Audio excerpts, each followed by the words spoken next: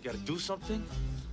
Well, do something then, Rooster. You're listo. Come on, you're ready. Why do you always want to fight Hey, Rasta, shut the f*** up, eh? Come on, you want your Picasso so bad? Do something. Let me see the color inside you. Leave it alone, you say. Come on. Hey, what the fuck's wrong with you, say? That's what I thought. Amarillo. Huh? Leave it alone, carnal. Watch him, Jolly Green Giant! Hey, fucking kamikaze. Miklo, wait! Hey, pinche Coco Man. This ain't no pinche card game, say. Hey, life's a risk, carnal.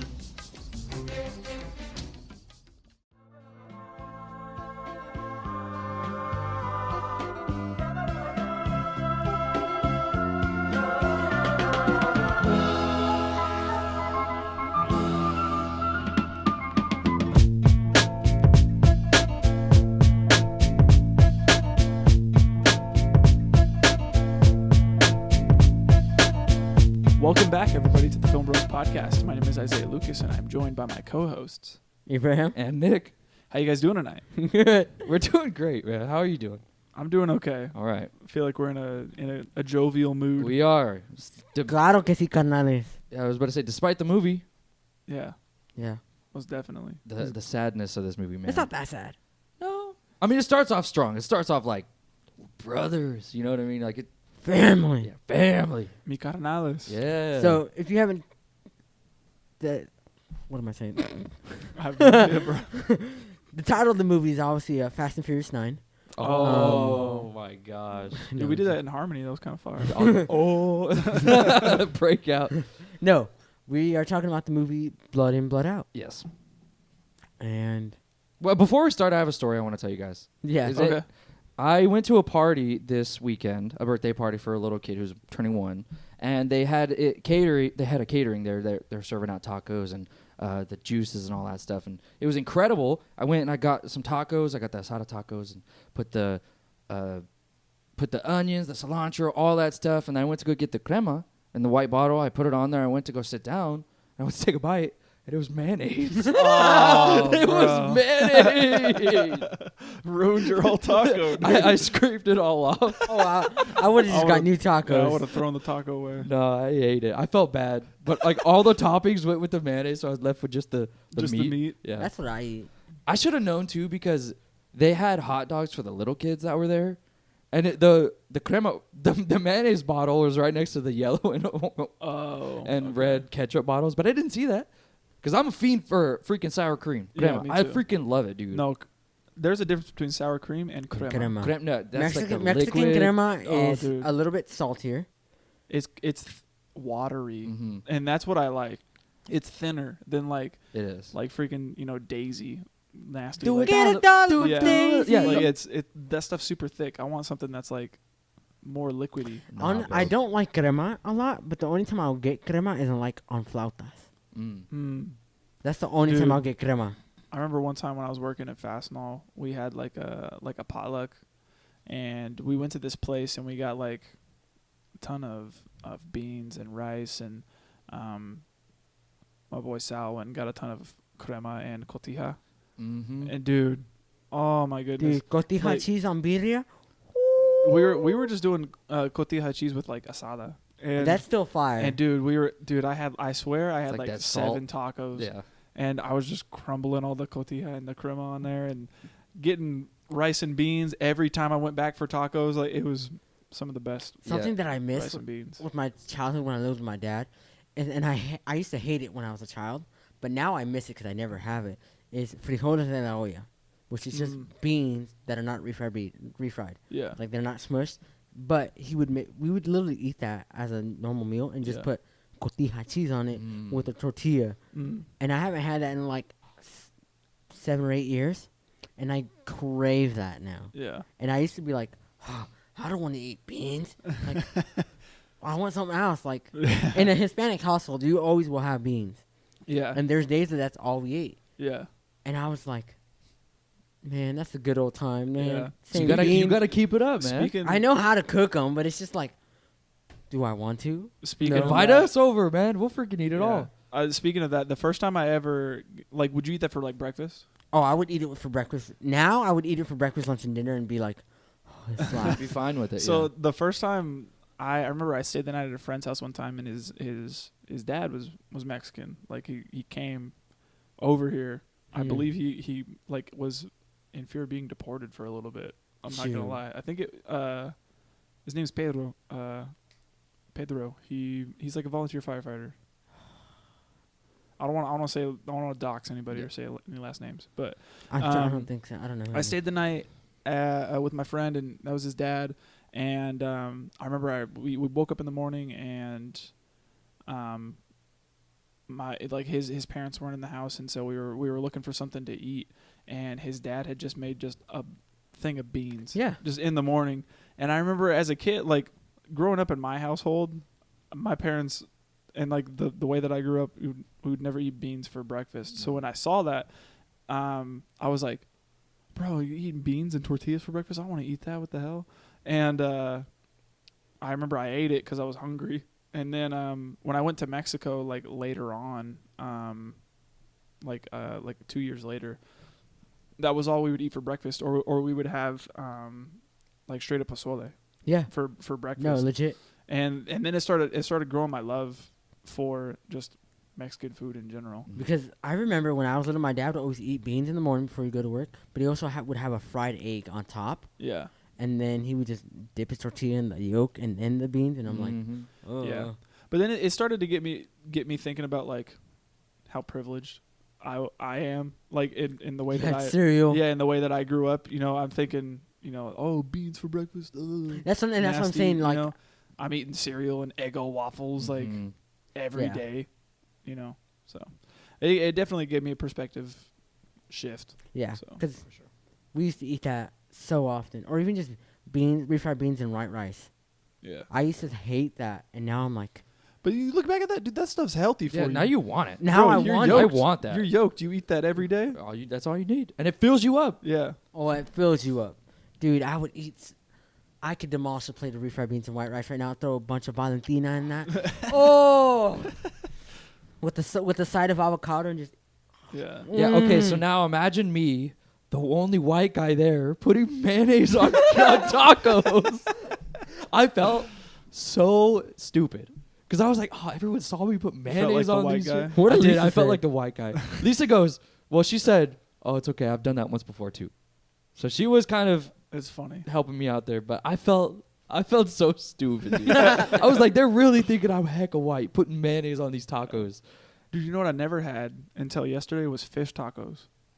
I was in Bakersfield on Sunday, and I was getting a tattoo, and the tattoo artist, when I had finished up, he had recommended this taco spot called Los Tacos de Hueche. And he was like, oh, the fish tacos there are fire. You got to try them. And it was like, it beats going to McDonald's. Yeah. You came all the way out here. You might as well like Try try some something. local place here rather than like going to McDonald's. And I was like, that's true. So we went and checked it out, and we got the fish tacos, and they're asada and al pastor. And dude, the fish tacos, they slapped. Like Fish tacos are good. I sent him a photo of them, and they put this like, I don't even know what kind of sauce it was, but it was like this like almost like pink or red sauce. It's probably chimichurri. It was whatever it was fire. It's because they look oily. Kinda. Yeah, it's probably chimichurri, which pairs really well with fish. They put it on there, and then they put like cabbage, and I also feel like fish tacos are fresh. Like, oh yeah, dude. And like like they were like freshly fried. They put it in some like homemade tortilla, and it was good. And the horchata there was fire too. Yeah, it was. I will always recommend, if you ever get the chance to go to Manteca and go to La Estrella and get their al pastor. Oh my god, that was the one you sent me a picture of, right? Bro, It's incredible. You guys went, and I was like, I man. go there We were on just the for that place. we were Well, we were on our way we to were on to a concert in Yeah, Sacramento, and I said, "Where do you want to eat?" And then I had told him about La Estrella like so long ago, and he was like, "Oh, didn't you say there's a place here?" And I was like, "Oh, wait, there is." So then he get there. He got like some big burrito. It's I a think. big smothered burrito in the enchilada sauce. It's like this freaking huge, like a wet burrito, dude. And so then I was like, I want asada fries, but then I saw some guy cutting the al he's pastor carving al off pastor the thing. off the- So yeah. then I asked, can I get asada fries, but with, Yeah, al pastor pastor? instead of asada. And they're like, oh yeah, and they don't. They don't. They're not skimp. stingy. No, they're not no stingy. way. And then I said, oh, I want some avocado on there, and they would do slabs of freaking guacamole on there. The Yeah, it's best fine. food I've ever had. Best al pastor fries I've ever had. Sounds good. I think we gotta make a trip there, Hey, I'm always down. bro. I'm gonna have to. I drive places for food. That's how in love with food I am. Like, I'll go. Dude, I'll go far. Manteca's not that far. No, from us, it's not even that far. Like, It's I worth a went to shot. Bakersfield for food once, just for food. Oh, you went for Cane's. You can go to Fresno for that now. Well, yeah. Now I have no reason to, but Yeah. I did it, and I'll do it again. I'll do it again for Las Tres, dude. No. I will. Well, what movie are we talking about? Blood In, Blood Out. Yes. And it came out in 1993. It was directed by Taylor Hackford and written by Jimmy Santiago Baca, Jeremy Iacone, I don't want to butcher his name, sorry, and Floyd Mutrux. And unfortunately, it's not streaming anywhere unless you go on YouTube. They have the full movie on there. Yeah. Um, About a month ago, they put it up. no, it's January, June or January. Oh, the one I watched was the 4K upscaled. Yeah, it was. Was it a month ago? It was a free one, and it was uploaded a month ago, and it already has 1.2 million. Yeah, actually, views. Yeah, that's insane. I saw the In a J, month. so maybe that's why I'm confused. Yeah. There's I- a couple spots that I noticed that I didn't like, so then that's why I just switched to my copy. Yeah. But it's there for free if you want to watch it. I recommend it. Yeah. On YouTube for free. It's awesome. Yeah. 4K looks great. Sounds I- great. I want to know what your first thoughts of this, like, because you know me and Isaiah talked about this. I movie know. I finally often. We'll break it down a little bit first about what the movie is, and then we'll talk about And it. I'll give you my thoughts. So it's about these three family members, and they all choose different paths in life. One becomes a convict, one becomes an artist, and then one goes into the military. And then we just see throughout the movie how their lives are changing and affecting others' lives. Yeah, almost like how destiny seems to like make their lives intertwine and Yes. and entangle. Mhm. Yeah, exactly. And we just get to see their life in East Los Angeles. Mhm. And we know that's a rough part of the area at that time. Mm-hmm. Heavily gang influenced, and yeah, Yeah. that's the movie. It's a long watch. It's 3 hours and 10 minutes. It's like an epic. It's seriously But I totally think a it's worth it. huge has a lot to story. say. A Yeah. lot to say. Initial thoughts, man. I really, really enjoyed it. I could see why everyone loves this. I mean, it seems so authentic. Yeah, to- it's a to the cultural area. classic. Yeah, it seriously is. Man, it was really cool seeing these characters. I didn't think I would like them as much as I did. When we get to see some scenes with them at the end, I'm really feeling for it. I'm like, where's the respect? Where's the honor? Like I'm really invested in all these characters, and for it being 3 hours, I thought it was gonna be areas where I was like, No. but no, it's pretty much like it. Man, it goes. Especially that like middle part. That is a continual ride. Yeah. Like hour 1 to hour 3, that 1 hour period that you have. yeah. It's man. It's just It's go. it holds. mode. holds it's a your green light attention. the whole time. Yeah. Yeah. And that's why when Abe had showed me the movie for the first time, we had watched. It was like 11 o'clock. It was 11 o'clock when we And- started it. and you we started at 11? Yeah. we started at 11, and it was, Dude. and we got like an hour and a half. I think maybe even no, it couldn't have been 2 hours, maybe close to it. Close to it. But we got in, and we were, dude. I was in. It was a Like, Saturday night, so we had to go to sleep early. We had church the next morning. Yeah, and I got like about an hour and 45 in, we'll say, and like I was to the point where I was like, dude, where could they take the story from here? And then I looked at my phone and I was like, dude, I gotta go to bed. like, how much longer is there? And then he was like, there's probably another like 2 hours. Yeah. And I was like, you're kidding me? No way. Yeah. I told Alexa I watched 40 something minutes of it, 50 minutes of it, and then I went to go out of town and I came back. And I could have sworn to you I started it at 7 and it was like 10:30 when the movie ended. It felt like and I was like, how can they continue going? This is insane. There's so much content here. Yeah. It's wild. Yeah. And still full of so many surprises. Yeah. Like nothing I could ever predict. Yeah. I can't tell you how many times I was, the first time watching it, I was just like, what? Jaw on the floor. There's still some things that surprise me here. Because I think I've watched this movie more than 10 times. At least.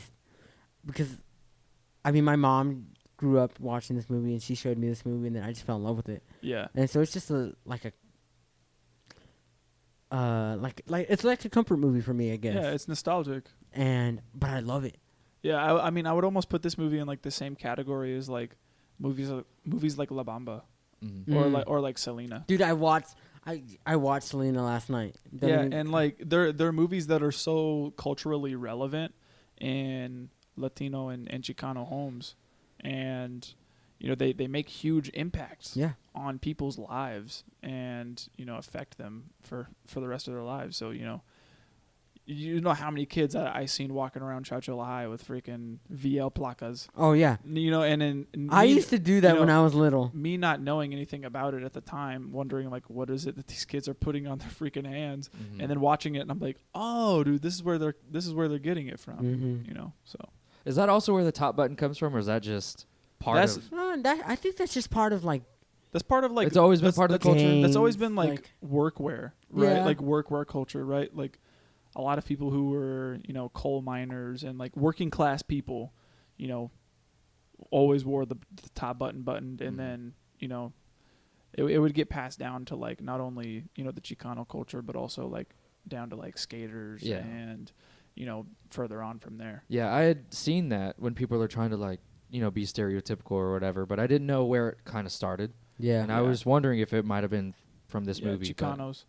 They definitely popularized it. Yeah, especially I would say that. they have a style. You know, Chicanos have a style all their own, and it influences tons of things. Like I mean, look at all you know the huge uprise in you know people wearing Dickies, and like I see tons of people on TikTok wearing Pro Club, and like you know not knowing anything about it. And same with like Ben Davis. Like Ben Davis is getting super popular right now. And you know it's you know it comes and goes, right? Like workwear was really popular in like the 2000s, like when everything was baggy, right? And we went through a stage where everything was like skinny, and now stuff is getting baggier again, and people are gravitating towards you know those staples that have stayed true in Chicano culture the whole time, like the Pro Club, Dickies, Ben Davis, all that stuff, you know. So and the other thing too is that all that stuff's cheap. Dude, you no, know, like sure. you can go to Work World and get a pair of Dickies or Ben Davis pants for $20-$30 and you know be fine, and you look fresh while you're doing it. So yeah. All right, well let's talk about this thing. Dude, yeah, we got a lot to talk about. Monster of a movie, man. Yeah, if you haven't seen it, go check it out. We're gonna get into some heavy spoilers. This is a spoiler-heavy movie. It has a lot of twists and turns. So if you don't want to buy it, don't want to rent it, go check it out on YouTube for free and let us know what you think about it. Yeah. First off, I just want to. This movie, the opening scene is one of my favorites. You immediately are just in East Los Angeles, and it's so for me it's beautiful. It shows where they're from. It shows how they live. And I specifically think about the scene when he's on his way to his mom's house. Yeah, it's cool. That inspired the fit today. Me looking fresh. like Miklo shoulda going throwing Yeah, up, you gotta slick your hair all the way back. Just gotta hit it for the one time real quick. going.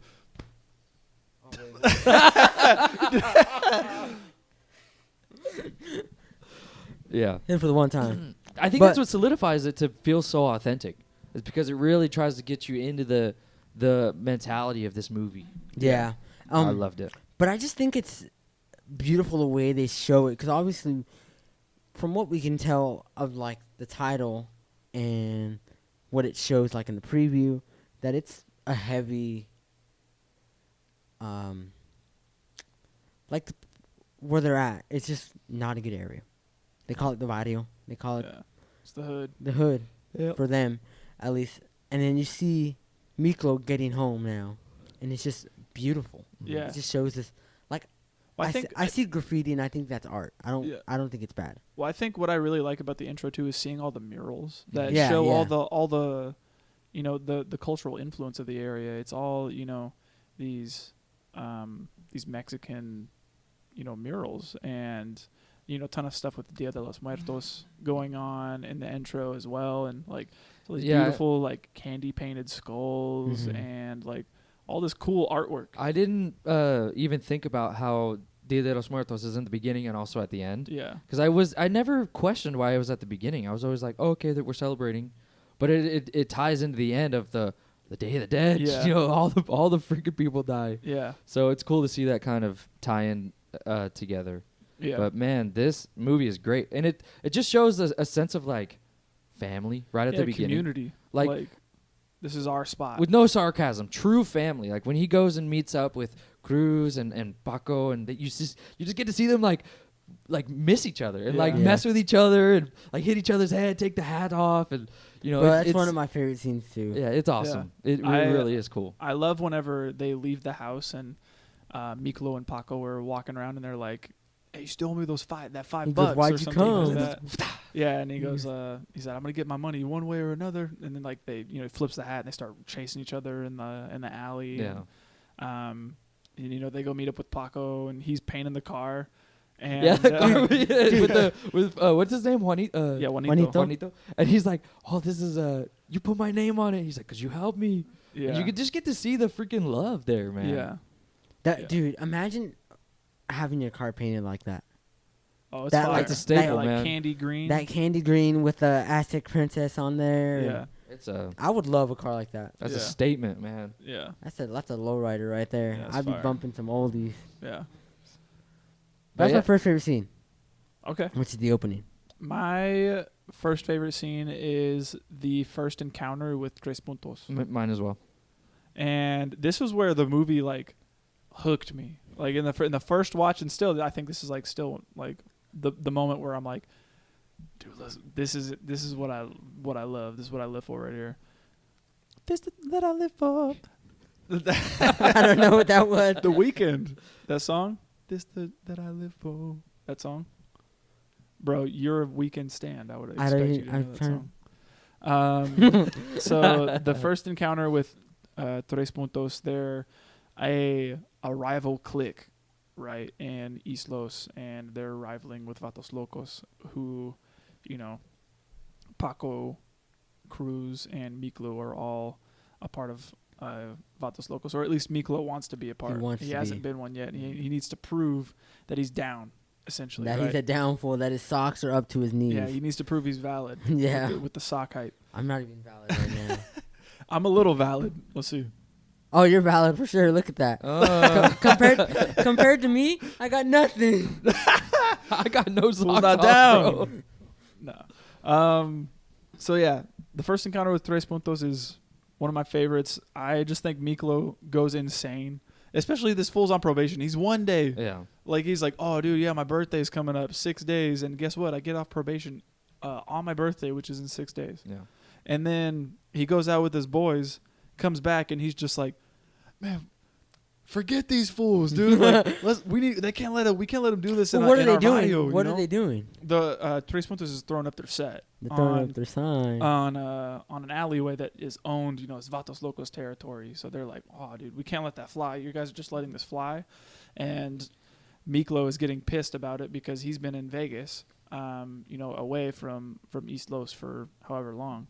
And so, they're going, Miklo's going crazy. And I love the chaos in the beginning because Paco starts riling him up and is like, oh, what, you want to be Vatos Loco? Like, Let's see what you can let's do. see what you do. You're listo. Come on, you said you're down. Let's go.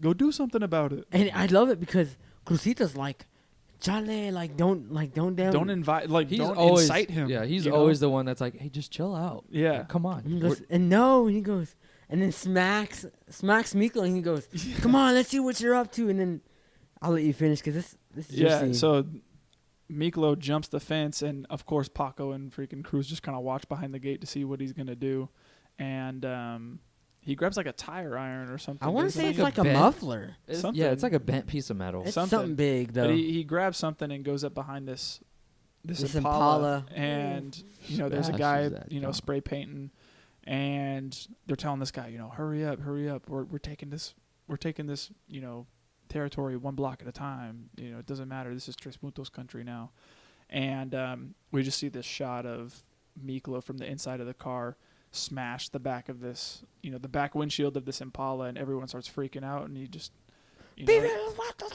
Yeah, it just starts, throwing up his set and just going crazy and, saying, F3 puntos, and just going all, Yeah. going crazy. And they, they all get in the car, they start backing up, and then Paco comes out and throws that barrel, and he's like, "Oh, what are you doing here? This is Vatos Locos country. You can't come over here. Yeah. Like, you're not messing with us," and all this stuff. And it's just the whole chaos of everything feels insane. And then it's also like funny because it feels like you're watching like your boys just do crazy, something dumb. doing hood rat stuff. Yeah. You know, and you're like, bro, let's get out of here. Go, dude, and it's just fun just watching it. So, yeah. That's definitely one of my favorites too. My next one is when Cruz is going to get a speech for he's going to get the scholarship. Okay. Yeah. This is awesome. So Cruz is an actual great artist. He's Yes. incredible, dude, with some of the stuff. He's also the one I think that gives Miklo his tattoo, right? Yes. He gives him his placazo. Yeah. Oh, it's so cool to see that Stick and too. poke. Because I imagine you sitting in your chair, but he's sitting there and he's sweating, dude. Yeah, dude. He's like, Well, but just a stick and poke is gonna hurt even worse. because you have to like, and it takes You're sitting forever. there, yeah. You're poking each individual holes with Yeah. a gun. You're sitting there. It's much easier to do with a gun rather than just a needle. Just Yeah. Would you let me hitting it give in. you a stick and poke? Depends on what and where. Like a little smiley face on your leg. Yes, I would. That would hurt. Oh. Why not? I mean, I'm virgin skin. Why not? I hate that you said that. But it was funny to see him get his tattoo, and then all of his whole gang is Literally, in there. the whole, I would say, the whole clique. Yeah. The whole Yeah. clique. and he's drinking that alcohol, going, "Whoa!" Yeah, like, getting all hyped. Yeah, getting all hyped. Well, because he up. pour even it on pours there. alcohol in there, and that's gotta Make it burn. burn. Oh yeah. And he's because they do that first, and he's all, And they're like, and Takes a they drink say, real "This is quick. how we baptize you. This is you're in." yeah. It's just funny to see them become a family, and it just feels like they're getting the world right Yeah. now. Like they own the world. You Yeah. know what I mean? They're a family. They have everything they need. Cruz is going up there getting his scholarship, which is the scene I wanted to talk about. I loved his speech when he gets up there and he's like, My mom couldn't be here. yeah, I wish my mom was here to see it, but I'm doing this for her. And I was like, this is awesome. I like to see this characterization of him. And then, I guess that leads into the tattoo. I guess he gets the award first. But the whole party. Oh, that's my nephew. Seen the barbecue, the barbecue kickback, scene. yeah. I love that. This scene. is a great scene. because Yeah. You guys already know I talk so much crap, and I'm like, I know it's never gonna happen, but I want to kick back like this for my birthday. You like, want nothing but the Isley brothers playing. bro, I just want to hear. See, I don't even know. I want like You wanna I hear, want Isaiah on. Yeah, like I have an oldies playlist, and like I will every Sunday. Legit, that's the only playlist I listen to, because I want a kickback like that. Cause like I want to hear like a Sunday afternoon, like You want somebody cooking carne? I want Isaiah cooking carne asada. I want me and Nick right here just having a cold beer, and I see Maruka over there and be like, "What's up, dance up to Aina?" her. Like, It's like, where you I been? want- You weren't there. like I always say that I want I guess I say a cholo birthday party, Yeah. but I wouldn't call. I guess I want like a kickback like that, like Okay. legit, because It just seems fun. Like no inhibitions. Yeah. Like just no shame. Everyone's just together, just having a good time. fully confident I- because you're safe. Yeah. yeah, as long as I get the keys to your brother's GTO. Yeah, freaking was it Ernie? Ernie, well, his What- name is not Ernie, what's but his- It's I- Ernie and George That's Lopez. why I know it. George I saw that photo. I was like, he Yeah. looks familiar. Yeah. When his name is Frankie in the movie. when Okay, I when thank I you. saw him the first time I watched it, I was like, bro, that's Ernie from George Lopez. I know he's not intimidating at all. Honestly, No, but he kills it. he does. Yeah. He does. But I just love the scene because again, you get, like you said, just so relaxed. Everybody's laid back, just having a good time, and they're there to celebrate Crucito and his accomplishments. Yeah. And everybody's just having a good time, and I loved it because you get that sense of family. Yeah, I love the scene too beforehand. Whenever we don't get to see the kickback, where his dad is super proud of him, Yes. and he's just like, dude, the only time anybody in our family ever went to City Hall was to pay fines or to bail somebody out of jail. Yeah, he's like, And this dude's over here like winning awards and like he's making a name for himself. He's gonna be a great artist one day. he's truly proud for him. Yeah. Yeah. And you can feel that, and then, offers him a drink, and then that's when we get to see the kickback and everybody having a good time. And Yeah, they're on top and of the world. it feels like like your homies just being homies And they're being hyping like, you up. yeah, and being like, oh dude, look, he's But dancing also, with this girl. kind of busting your balls. Yeah, too, 'cause they're like, oh, let me go dance with you, and like doing all that stupid crap. But yeah, and he's getting the girl. He's Yeah. getting the money, the girl. He's got a great future. yeah, And I then- thought it was super cute too when he goes up and the way he dances is like It's so intimate. It's sensual, It's dude. sensual. It is. And I thought it was super cute when the girl was like, he was like, "What happened? You didn't even show up." And then she said it in her like cute voice. She goes, "You didn't even tell me what time." I'm like, dude, I love it. Yeah, it was That's my funny. dream right there. If my next girl, whoever you are, if you're listening, you better be like that. Oh You better my be God. down like her. Hey, and to see, I love how they always incorporate Juanito in it too, because he's Yeah. always like, "Hey, where you going?" And he's Yeah. like, He's gonna He go said, open hey, it. Crucito, where are you going? I'm coming with you. Yeah, And he goes, Paco's "No." like, hey. And Paco starts like, to fight him. No, he even Yeah. says he's gonna go open a little present. Ah. He goes, "What present?" He goes, "Chale, you know what we're talking about." And then that's when the El Gallo Negro comes out. Yeah. But he's always involved, which Yeah. I really enjoyed, because it Yeah. would be easy to forget about him. I feel like Yeah. that's like with all the characters going on. Alex for us. Little- yeah. I feel like that'd be Alex for us, Yeah. or Ashton for us. Yeah. He'd be like, "Hey, where's Isaiah going? Bro, Chill you out, know, bro. You're too young. You're too young." Yeah. I don't. Is that one of you guys' favorite scene? What happens when he leaves? It's at a bro. That's a moment for big me. bro moment for me. Yeah, Dude. So I was blown away the first Oh time I my had watched gosh. afterwards because he takes his ruka out. He takes his and girl out. They're in the In the car back in the seat. back seat Getting down. getting down and dirty. I'm gonna paint you. Te voy a pintar como una Aztec princess chiquitita. So they're good. They're going at it, and all of a sudden, we're in this very intimate moment, and all of a sudden, we see a flashlight turn on, and then we look up and we see these other dudes here, and all of a sudden they're like, "Ooh, looky," or something. And they're No, like, exactly. they say like, "I want Looky. in on the action," essentially, kind of like busting his balls, right? Yeah. And then all of a sudden we see the guys that he was messing with, one of them being Spider, and they like open the car door, pull him out. They start messing. Dude, break his leg. Yeah, they start. they? Yeah, when they shut the door on his leg. Yeah, Oh. they start messing with Crucito and hurting him, and then this was the biggest bro moment because I would have never expected this in a No. million years. They straight up pick this guy up, like 4 dudes on each limb, like Genghis Khan, Yeah. and freaking come up and drop his back like a fire hydrant, hydrant on the dude. top of it. And I remember the first time I watched that, I was just immediately like, holy dude, his back. I didn't even think about that. And then I started thinking like, dude, that would hurt so bad. And I couldn't even imagine it. Dude. And like him immediately like crying afterwards and seeing his reaction felt so Dude, real, so genuine. It makes me cringe actually, because the guy Spider tries to cut his placazo off. Yeah. And he says And like, I'm taking that thing, and then the way they show it, yeah, he it starts just cutting looks into his skin. insane. Yeah. And then, like you said, his back is obviously messed up. And when his girl goes up, you hear him cry like, "My back!" Like, Yeah. what do you do? Like, Yeah. You got a broken back. Yeah, and then it's even crazier too. Whenever we find out he gets sent to the hospital, and they're like, he's got internal bleeding, a ruptured spleen, like he's got all this. they messed him up. They messed him up hard, Yeah. and he needs to stay in the hospital for a couple of days to recover. Yeah. And it almost makes you kind of question his future. Yeah, Because you're like, oh, he's got a broken back. Will he even be able to paint anymore? Well, yeah, Yeah. and that's literally Is the all of same that night he gone? got his award. And yeah, I know. They always do that. They build these characters up to be on the world, and then they take it away. yeah, And that's kind of how you build the whole like, oh, no, Yeah. the sympathy and the empathy for these yeah. characters. But then that's where this whole thing is where we start the cycle of violence. Yeah. Right. Bro, this is You one see of, my, Paco one of my getting- favorite scenes. Yeah, but it's because of this that Paco, gets pissed because they messed with his stepbrother.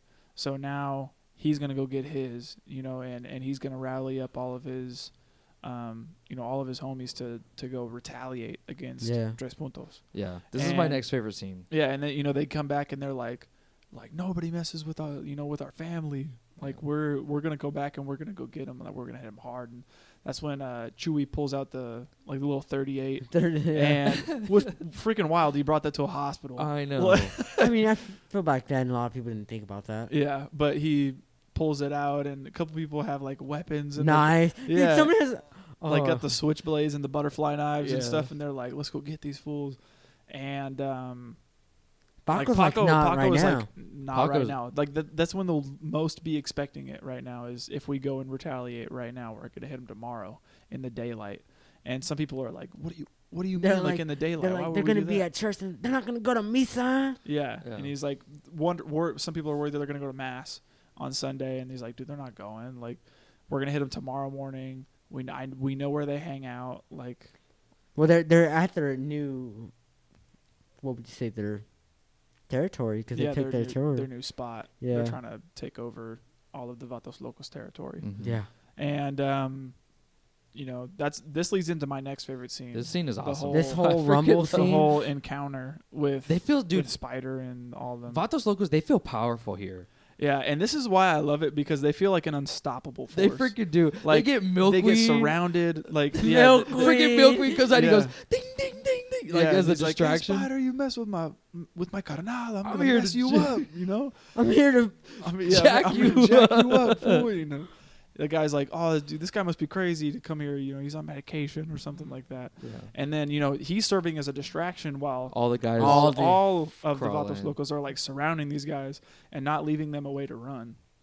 And it feels insane too, because like, you know, some guy comes up with a bat, he hits Covers two, his mouth you know, and hits everything. two other people, you know, gets other guys at a chokehold. Mhm. And then Paco comes up and is like the spokesperson, right, for everybody. And he comes up to Spider and is like, you're messing with, you know, with my homies, you mess with my familia. Like, You're gonna answer to me right here, toe to toe, exactly. man to man. And Spider's like realizing like, oh shoot, what am I gonna do? And then Spider responds like I'm gonna catch you on the rebound or something. And that's when Paco's like, nuh-uh, we're doing this He's, right "I'ma here, squash you with right the- now. I'ma I'm gonna squash you squash you like a bug that you are. Yeah. And I'm not gonna say the rest, but Yeah. and then Paco calls someone. You just see someone with With a shotgun. shotgun. Yeah, You know, it just like, comes out with his dad's shotgun. Yeah. and I was just like, oh, okay, this is it. Like they ain't messing around. No. Yeah. And then more come up behind Spider. Yeah. And They've then- got guns too. Yeah, Spider's like done for. Yeah. And he starts to run like a Yeah. little He chump. starts to run and He's like, "Vamonos, get out of here!" yeah, and that's when they start chasing him. They start, you know, fighting each other Roughing 'em up. in the brush a little bit, and then, you know, I think Spider gets away at one point and starts to run away, and Paco's chasing him and says like one of my favorite lines in the movie. Whenever he's like he's running after him, he straight up kicks his foot out from under, and he says like, "What are you running from? B word or something like that?" And, like trips him, and it looks like he did it like hard too. Yeah. Eats Isn't this crap. also the scene where he's like he's almost doing like a Kubrick stare, and he pulls out his switchblade and he goes, Yeah, he he does goes- the He butterfly. goes, knife.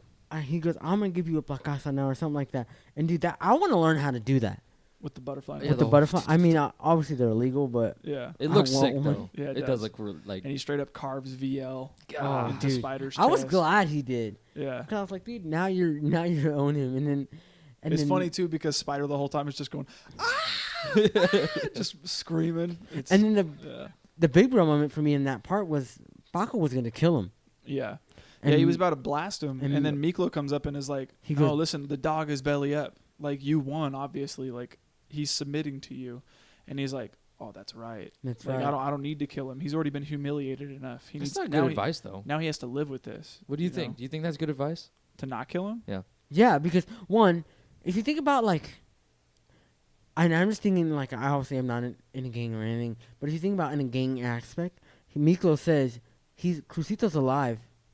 It's, Yeah. And it's he's- not a life for a life. It's not a yeah. life for life. It's just mess him up. I know, Yeah. but I think purely logically, the only logical thing to do would be to kill him. Mm. So he doesn't retaliate. I mean, if he's alive, he can retaliate, and most Nah. likely Well, he will. I think back in the day too, gangs still Or was relied there? heavily on like Respect being and respected and honor and stuff like that. And so like seeing I think him that how they may he was have been, disrespected. they may have been operating on that level where he was like, no, like there's an unspoken code, right? Like he didn't kill anybody, so we're not going to kill anybody. Yeah.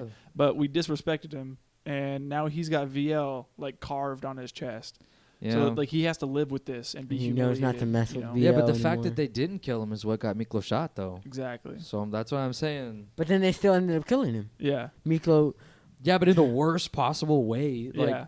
they could have immediately just ended it there and left. Yeah. But now Miklo shot and they're getting chased by cops. Like, Yeah. Bro. He gets shot, and then Miklo retaliates and shoots Spider twice. first off, that blew me away. I did not expect any of that to go down. Yeah. I did not know that. I thought for sure Spider was just going to like retaliate later on down the line, not Okay. right away. Yeah.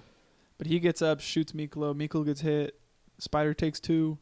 And then all of a sudden, Miklo's freaking out because he just killed somebody and he's on probation still. And he's shot. Yeah, and he got shot, Yeah. too, of all things. Triple. Oh, I just And want to then- talk about real quick. How smart do you think that hiding spot for a gun is? I'm blanking. Well, right before Spider shoots Miklo, he grabs the gun from where the tire's at. Oh, the inside okay. of the tire Yeah, well. Bro, yeah. that's smart. Yeah. It's pretty smart. Cop would never find that. Well, yeah. But Spider ends up dying. And I also lump in the whole like entire chase The sequence chase scene is insane. into this whole favorite scene because it feels like something out of GTA. This is insane. It was insane, dude. Yeah. And I just love the intensity of everything. Like these guys are whipping through, these little neighborhoods and like, little commercial areas, and cops come, they start chasing them. They're arguing in the car, telling like Ernie, throw that shotgun out of the car. Like, That's my daddy's shotgun. yeah, and he's like, I don't care, throw it out. We don't need it now. And so, Yeah. throws it out, and they eventually end up like crashing in front of, I think the tree is called like El Pino. El Pino. Yes, Yeah. and I was gonna mention that. I was like, if you noticed it, when they get pulled over for driving around that car Yeah. early in the scene, there's a car behind that. It's in the already scene. it's already tagged there up and stuff. And then if you notice when they crashed into that car. Mm-hmm. Yeah, And I was it's in like, front of oh, El Pino. in front of El Pino. Yeah, and one of the things too is like everything almost significant happens in front of El Pino, and it's like a a sign or a symbol for home almost. Yeah. I mean, that shot of in the beginning of the movie whenever Miklo comes back to East Los, it shows it. And that's when he kind of does the whole, salute almost. I actually have a fact about that if you want to hear it since we're on that topic. Sure. So the Pino is the iconic tree throughout the film, and it symbolized the brotherhood that they have. So it Yeah. still stands to this day and is now considered a historical monument and will not be permitted to be cut down for any reason. Oh, wow. That's awesome. So I kind of want to like one day just be like, Go see bro, it let's or go something. see it Pino. That's pretty cool. I think that'd be pretty sick. Yeah. Yeah, but they end up crashing their car into one of the stranded cars that was there.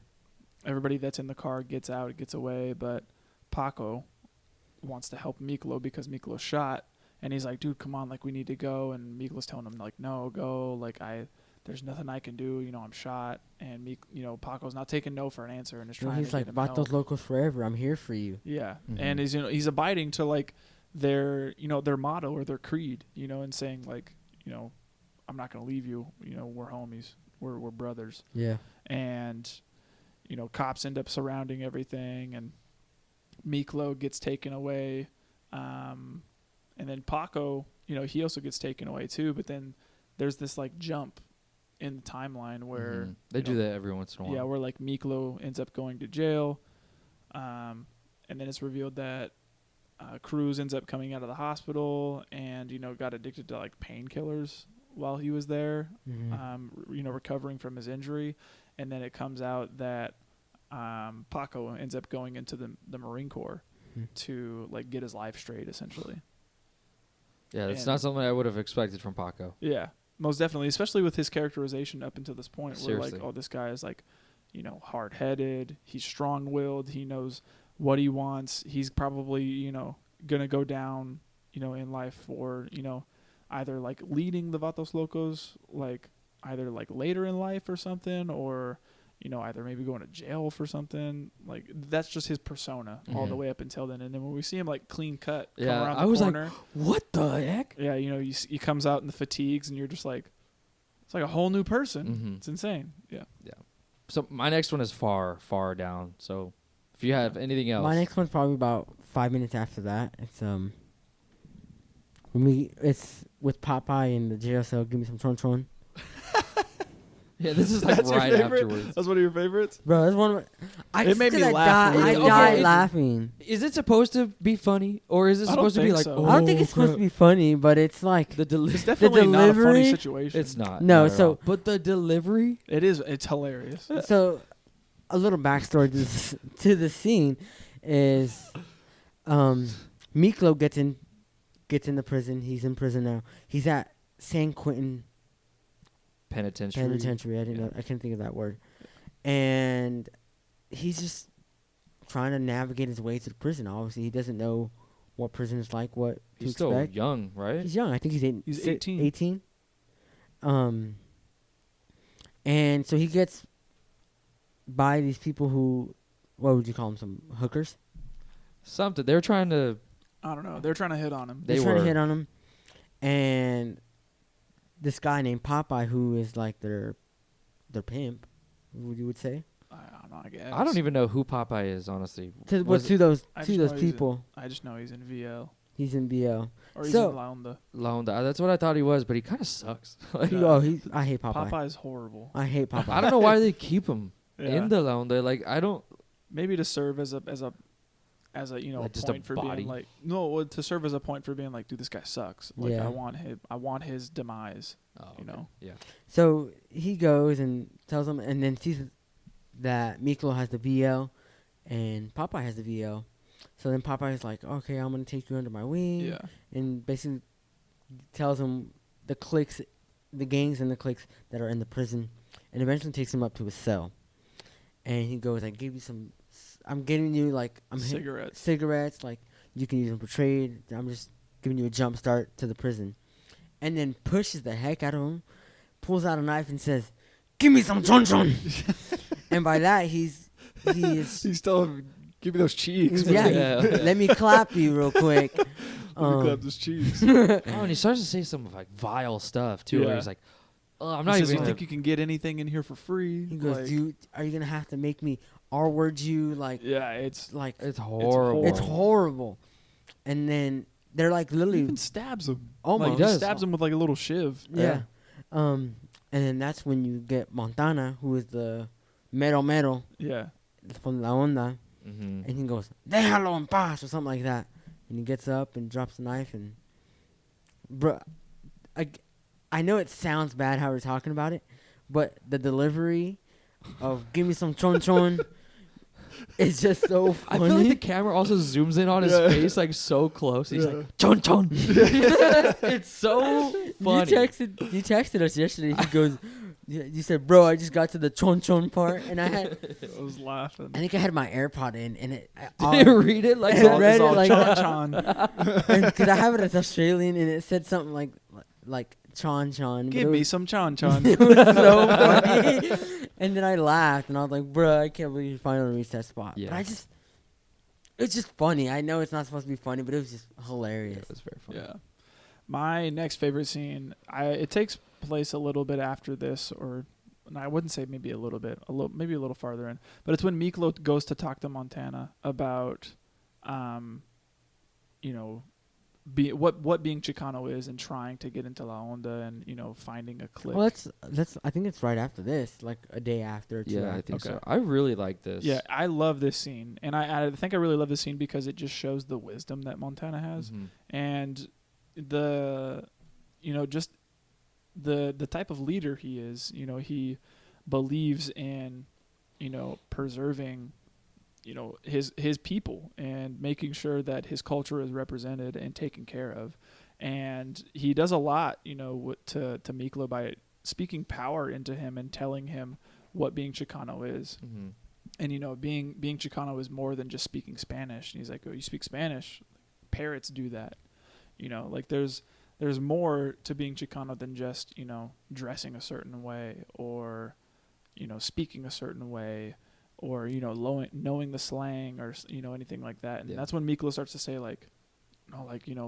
I may be white on the outside, but I'm brown on the inside. Mom, if you saw my mom, she's as brown as you are. Mhm. Mhm. And I know that Chicano isn't about who you are on the outside. It's about who you are on the inside and how you carry yourself, How you live. how you live. Yeah. That's what being Chicano is. Yeah, we haven't really touched on that aspect of the movie, but he really is kind of stuck between two cultures, and it's like neither want him, Yeah. honestly. And it really is affecting him hard Yeah. because he has had his dad was horrible. Yeah, And I feel like he wants to get as far away from that as possible. yeah. But he fully embraces his heritage, right? His culture, and it was weird to see him like not fit in and struggle with that. And then like the place he does fit in is with like these absolute racist white men Yeah. that are the most terrible guys ever. Yeah. But it was interesting to see him having to struggle with his like dual identity, Yeah. but not only struggle with it, but then decide to use it to his advantage, to weaponize it pretty Yeah. much. Because even he goes, you say I'm white, but like let's use that for something good. Yeah. And then that's where we get the iconic title of the movie, where Yeah. he says blood in, blood out. If you want to be a part of La Onda, you have to like Take out one of need our to- You need rivals. to take out somebody that we are beefing with. Yeah, and he said, and it's because of you got to take out someone big. Yeah. And of course, we get Big Al. Yeah. Big Al gets put in the picture, and this guy is probably the worst guy in the entire movie. Yeah. No, I still think Popeye is. Popeye sucks, but Yeah. Big Al is like Big Al's awful too. Big Yeah. Al's freaking terrible. Yeah. I do really like the way that they present Miklo's conflict though too, with being, pulled into two different worlds. Yeah, And the way that they approach the situation and make him deal with it, I think is really it's handled well. It kind of reminds me of this line from an Earl Sweatshirt song. I think it's called Chum, and he has a line where he says, "I'm too black for the white kids, too white for the blacks. From honor rolls to cracking locks off the bicycle racks." And like I've obviously, yeah, look at me, white guy saying this stuff. I feel like I felt that before, like I felt not comfortable, in my situation or in my skin, or felt like, I don't identify with, some of the things that I was raised as, or like, I wish I was, maybe raised differently or something like that, or I've never, felt like I fully, identify with, like, I guess what you could say white people are. I don't know, like I've always felt different. I'm different. I'm different. And so I don't want to say like, Miklo's literally me, like No, but like, I do see. But I feel like I can identify that struggle and empathize with it, Yeah, because you're partly Hispanic, right? Partly, yeah. Yeah. My mom is half. So So you're a I mean, quarter. if you saw my mom's dad, you wouldn't believe that was my grandpa. So, but I mean, I kind of feel the same way because there's the way that I grew up. I grew up very different than other people, and obviously you can tell by the color of my skin, I'm Hispanic. yeah, But I felt at times where I was like, man, I don't want to be Hispanic. Like, I want to be white. okay. So like, because I was taught like that because I wasn't around my family a lot. I was struggled. So it's like I get what you're saying. Like, Yeah, like I think what I think I'm trying to say is when I hung out with different sides of my family, I always felt most at home or most represented by my mom's side, which had a lot of I had a ton of Hispanic people in my family. And so whenever I'm around that side of the family, I always felt like I was most at home and most accepted and loved by that side. So I always felt like I identified more with them. But, here I am looking like a Abercrombie and Fitch, Model. wearing Yeah. kind of guy, Yeah. But if people saw me, hanging out with my family, it'd be like, what? what are you doing? And I'd be like, those are my cousins and my aunt and uncle. Like, That's family. yeah, exactly. That's what Miklo serves as his character. He really is to be that representation for people in that situation. Yeah. Which I enjoyed. I really enjoyed how they decide to weaponize it. Yeah. I enjoyed that it wasn't just like, oh, you have to completely forego your white heritage, and he's like, Yeah. no, I'm gonna use that to get into this. Yeah. Yeah. And like, I really like also what Montana says about saying like, you can't just look good like on the outside. You need to look good on paper. You need to like go against what the system wants for you, for us. The system wants us to continue to be in this prison in the prison cycle. It wants us to get in here so that way somebody can make a check and then get out and then hopefully find ourselves back in here so that way somebody can make another $30,000 a year. Yeah, because I think he says we're just a number to them. Or something like that. Like we're not people to them. We're just a number. Yeah. And I really like that. Montana, continues to try to like get into Miklo's head and tell him like, this is what we're up against. The whole system is corrupt, and it's not just us. Like we have to, and in order to try to fix the system, we have to better ourselves. So you need to go like get your GED. You need to look good on paper. You need to show these people on the parole board why you deserve a shot again at life, and like prove that you're more than just a number. And it gets Miklo like all inspired to go out and get his GED and to like want to be straight and live his life outside of prison and try to live a good life, so that way whenever everybody gets out, they all have somebody who they can lean on, being in La Onda.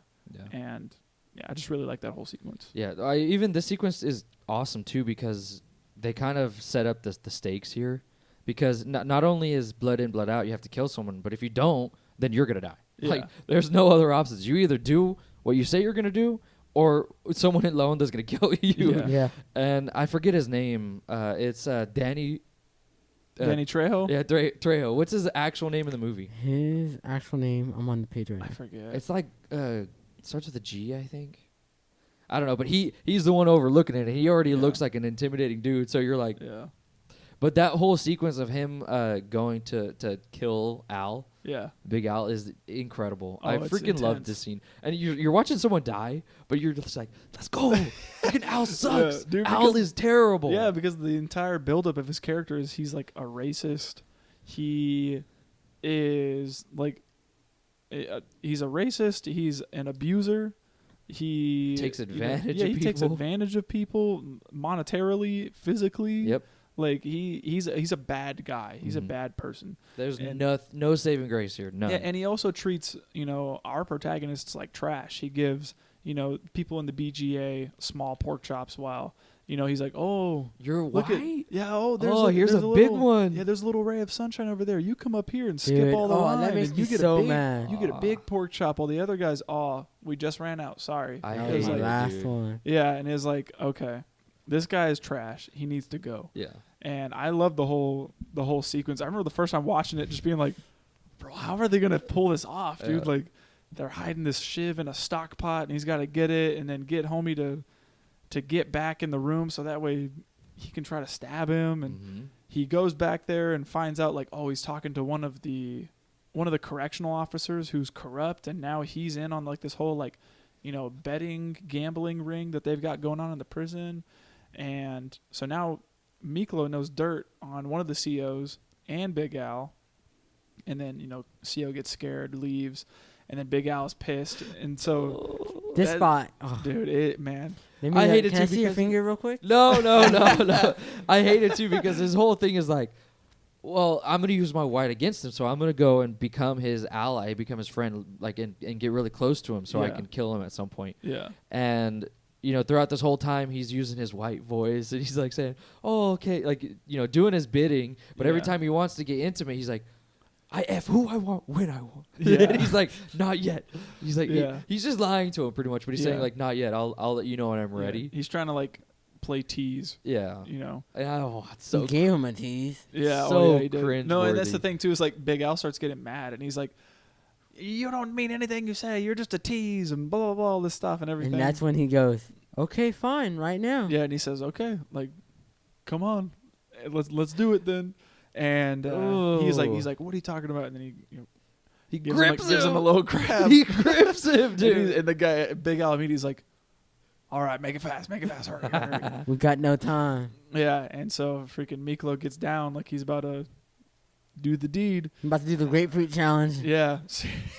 He's about to go.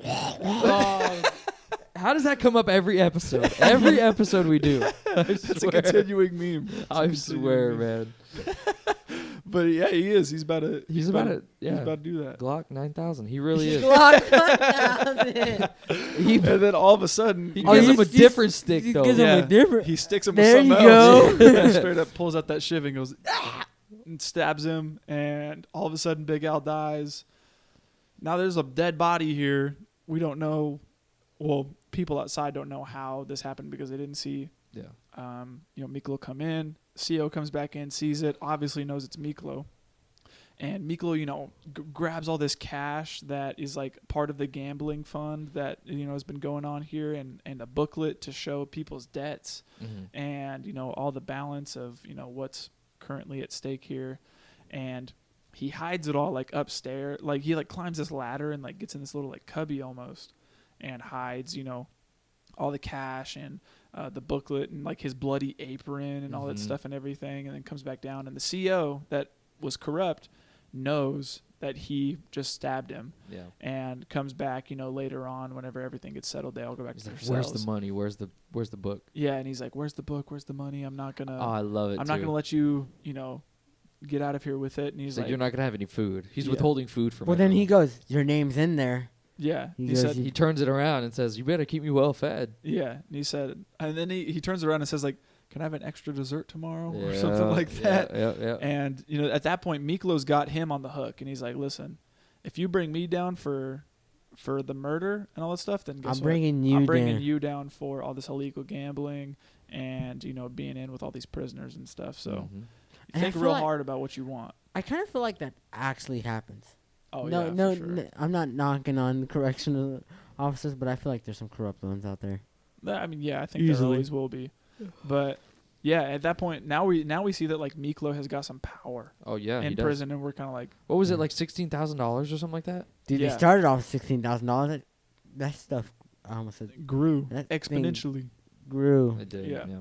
And I enjoyed that montage too. Yeah, and it was a cool way too how they passed time, right? Like they showed like the years on the notebooks. It's like started out in 73, and you get to see and the then money go, like, fluctuate. it goes up and down like all the way up until like I think like 76 or 78, and then all this whole time like Miklo's just becoming this like boss. On the head honcho. Yeah, like he's just becoming the guy where like people want to gamble or they want to bet on sports, they go to him and give him money. Well, my next favorite scene is after that was him getting into La Onda.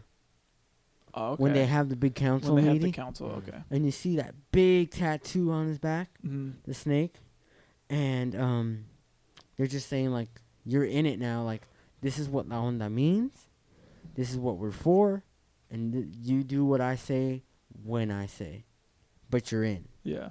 And I loved it because it's just another bond that Miklo wants. Yeah. Because he had the bond with the Vatos Locos, and now he has this bigger bond with La Onda. And it's just, I don't know, I loved it. I just, like you said, Montana has this way with words where you just want to listen to him. Yeah, he's a powerful speaker. Yeah. And it just, that whole time he's talking, I'm just like, yeah. I like it. Like, keep on talking, dude. Yeah. For sure. Yeah. You guys got any other favorite scenes? I have two more. My next one is the armored truck heist. Yeah, that's my last one. That's far along. Do you have any more in between? I have the art show. Okay. This one just... this one upsets me. It upsets me. I just don't understand anything. I don't understand his motivation for ruining the show. I don't think he ruined it. He kind of did, though. I mean, like... He already had sold out. But people can pull their offers. Yeah, it's that not is like... true. I don't know. I just liked it because you get to see his art and then you get to see his true form, how he is. Yeah, and I think that's... I don't know. That's like the tipping point for Cruz because like, he comes out, he's showing all of his artwork.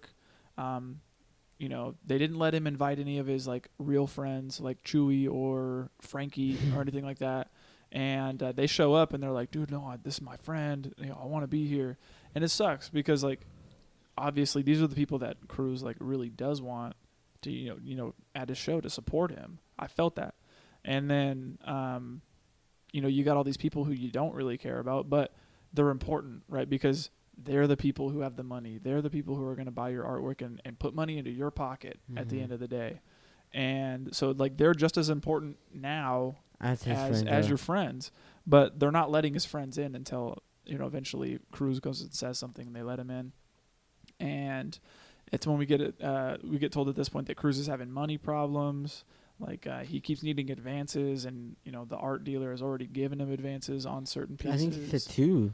Yeah, 2 or 3. Yeah. Yeah, and she ends up giving him another $200 after she's told him like, hey, like you've basically sold out the place. Like everybody has already spoken for your paintings.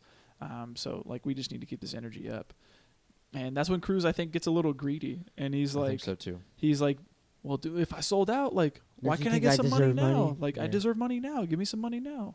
And she's like, that's not the way this works. Like, we need Gotta to wait like, for the we checks gotta to wait for the cash. checks. Yeah. We need to, we need to pay the studio that, let us fund the thing and all this stuff. And I get you. he kind of gets a little greedy, and she's like, fine, I'll give you the $200. And what does he do? He goes and spends it on, And gets drunk. getting drunk Or- no, I don't think getting it's high. drunk. I think it's high. Yeah. And It's like with the worst influences ever. These Yeah. guys suck. yeah, and then what else do they do? They come back to the And they freaking art show, and they like crash his own show. It's like embarrassing. Artists, people, artists. Yeah, and it sucks, man, It's because it's like embarrassing. it's embarrassing not only for like, I think just as an audience member, right? Because we want so much for Cruz, because we're like, dude, you have all this talent, like, don't waste it. Yeah. And then he comes back and he's kind of making a fool of himself in front of all these people who are wanting to take him serious. Yeah. And yeah, it definitely is one of those. It was a bruh moment for me, Yeah. but I don't definitely know. a crucial scene. Yeah, it just sucked because I didn't want him to fall into the trap of, getting too big and then losing it all. I didn't Yeah. want that for Cruz, and I didn't think the movie was building it up to that. And then whenever I saw him do that, I was like, because initially it's shot where, his friends come and it felt like they were asking him for money. You know Well, what I mean? Like the as guy a, who as a drove debt him- or something. The guy who drove Frankie and the other guy, Crucito owed him money. Yeah, so I thought Chavo, right? I'm not sure Or what it was. it another person? Gustavo or something like that. Okay. I don't know. I thought Cruz was getting the advance to pay off the debt. But he ends up spending it all, and I was like, why? I don't understand why you're doing this. It feels like you have everything you want Yeah. right here. Like you're painting your friends and murals, and people are actually buying them. Yeah, and I think that might be because of his slow addiction to painkillers. Yeah, I think And so like, too. he straight up tells Paco whenever he gets out of the hospital, like, These are the crap it's all about. yeah, and he says like painkillers, that's the ticket. Yeah. Like, that's what's making me, making my back feel better. Mm-hmm. And then slowly that develops into heroin Yeah. and being like, oh, it makes my back feel better. And it's like, bull crap. Dude. Yeah. Like It's it's more- not just about your back pain. You It's know? more, It's yeah. it's you're running from something, and What is that Yeah. something though?